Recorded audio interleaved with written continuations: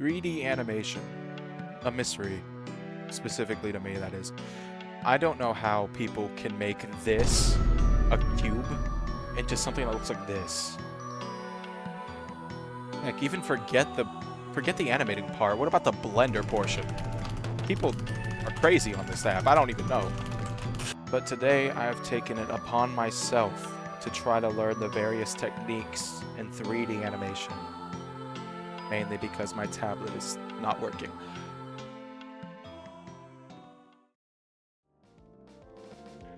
I know it goes without saying, but I can't model at all, like in Blender or anything. So I already went online before recording this and downloaded a model off of Sketchfab.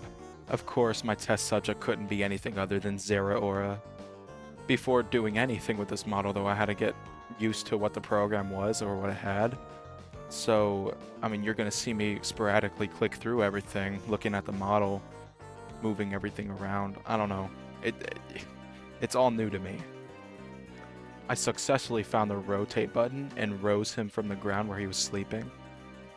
I was struggling to find how to change the axis of my camera so much through this. Like, you have no idea. That's what 25% of this recording is. Literally just me trying to change change my orbit. Obviously, this is still part of me trying to get used to the software. So far, I've noticed a few things with this app that's really similar to what I've used. Number one being the timeline at the bottom of the screen. If you don't know what a timeline is, it's something that holds all your frames, your keyframes, the animation portion of the project. Another thing I've noticed was in the top right, there's this little toolbox icon that holds a bunch of stuff under it. That's just basically your workspace, I guess, is what I would call it, but I'm just familiar with it.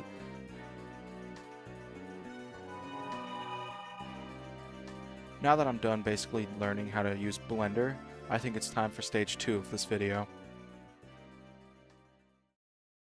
Before I actually started with the animation, I went ahead and messed with the bones of the model, and let me tell you that there is nothing more confusing to me than this. I don't know how animators do it. I don't know how Disney animators do it. I legitimately don't know. Like, look at this. Unless there's something I'm missing, like, I mean, I would be happy for you people to give me some tips in the comments or like what I'm doing wrong or what I can do right. But how do they keep track of how many joints there are to move through this model? I don't get it. Aside from that, I can see that it gives me a little mini player for part of the animation tab in Blender. I mean, after seeing all these joints, it made me wish that this was more similar to Clip Studio's way of moving models for like bases for sketching. It makes you have just like 1 to 2 joints for the arm and you can just move it however you like, but that's more of a thing with the model itself, I guess. I downloaded way more complicated model of Zeraora than I should have.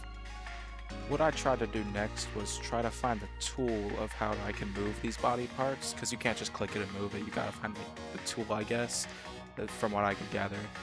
I found this move tool and I mean, it didn't do anything at first, but then I found out that I could accidentally skin a Pokemon.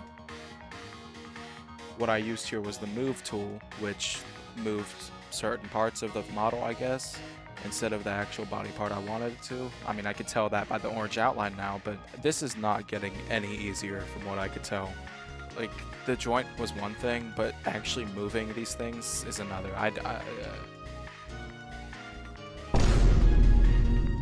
Yeah, after that one, I'm completely lost. Now, after a while of looking for this moving joint, oh my gosh, what is he? He's ascended to a higher being. He is now the Spaghetti Zeraora. Looks like I found out how to move the body parts just in an uncanny fashion. After discovering this, I played around with it a bit more, stretching out his arms into unbelievable lengths. I forgot to mention that I'm actually adding keyframes down here in the timeline, frame by frame, trying to make it look like his arm is stretching out forward, just playing around with it.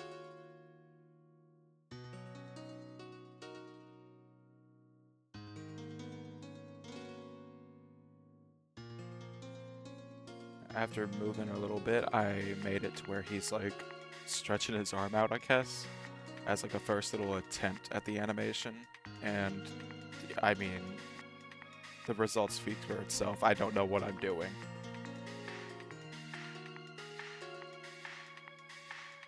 While I continue to break Zeraora's model, I should talk about my upcoming project Minute.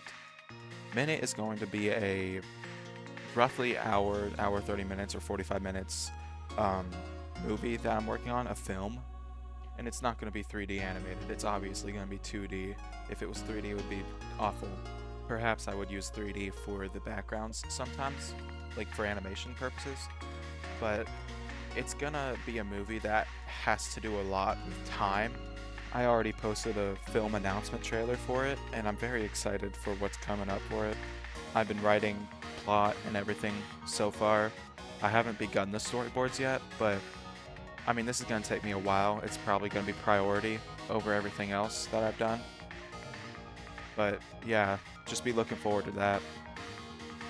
But now that that's out of the way, it's time to move on to step 3 of this video.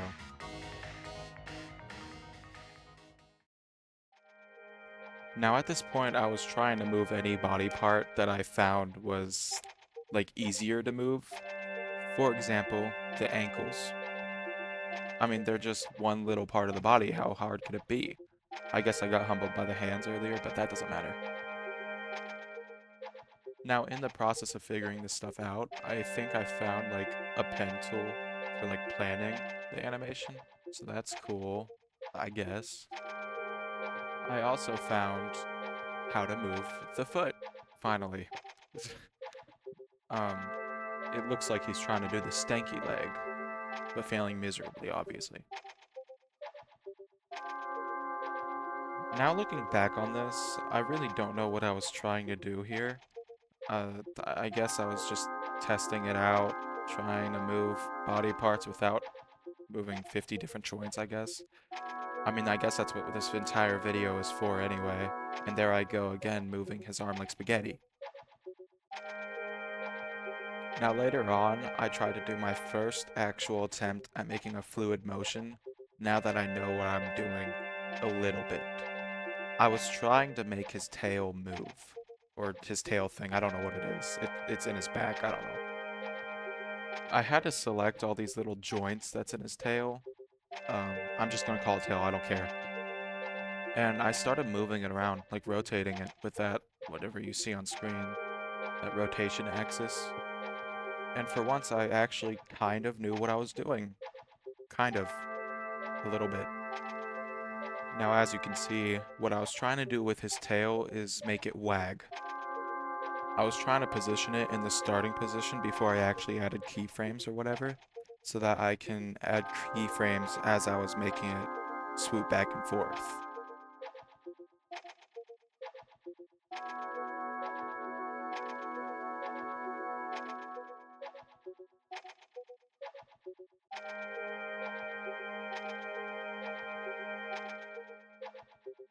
Now that I've added my first keyframe, it was time to begin moving it to where it would actually start the wagging motion.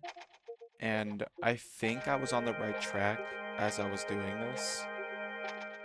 But then I later realized I wasn't even making it wag correctly. That was just my mistake. It doesn't move like that. I later tried to fix that mistake and kind of redo the wagging. So far I've got 2 keyframes, it looks like. And it's not getting any better, I think. Well, in my eyes. Anyway, we're nearing the end of this project. I'm about ready to show you the final product of the wagging motion.